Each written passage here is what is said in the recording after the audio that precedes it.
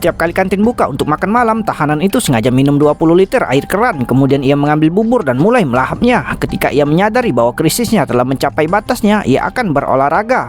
Lalu memanfaatkan ketua sipir penjara itu dan langsung muntah. Agar tidak merusak suasana hati sipir, anak buahnya segera menyeret tahanan itu ke ruang perawatan. Tanpa diduga, pria itu mengeluh sakit perut yang tak tertahankan. Perawat itu tidak curiga apapun saat mendengar hal ini. Ia menugaskan petugas kebersihan untuk menemaninya. Tanpa ia sadari, hal itu jatuh ke dalam perangkap. Petugas pembersih internal mengerahkan segenap tenaganya untuk menekan pintu sehingga memberi kesempatan bagi pria itu untuk mencongkel sandaran toilet. Setelah kedua pria itu masuk ke dalam pipa dinding, mereka mengembalikan kotak besi yang telah dilepas ke keadaan semula. Kemudian mereka segera menyelinap ke ruang utilitas penjara, mengambil kayu yang telah dimodifikasi terlebih dahulu, memasangnya dengan kuat di bagian bawah kendaraan pengawal, dan kemudian masuk ke dalam kayu itu. Namun saat mereka mengira telah melarikan diri, kendaraan pengawal tiba-tiba dihentikan oleh penjaga penjara dan pemeriksaan rutin menyeluruh pun dilakukan.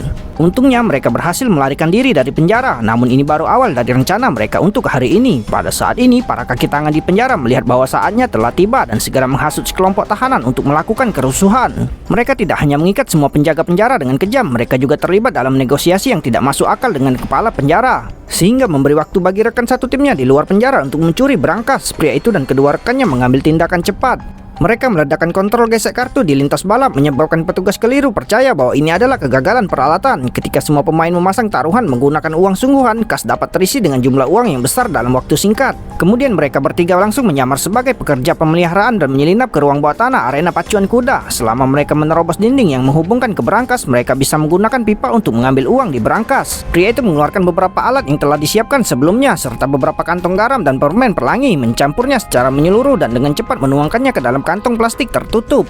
Lalu menggunakan kandungan gula untuk membuat ketiganya menghasilkan reaksi oksidasi yang hebat. Begitu panas dan energi padat bergesekan satu sama lain, gas dapat langsung memicu ledakan. Ia segera memasukkan bom ke dalam pipa lalu melarikan diri. Rekan satu timnya begitu ketakutan hingga mereka berdiri di sana dalam keadaan linglung.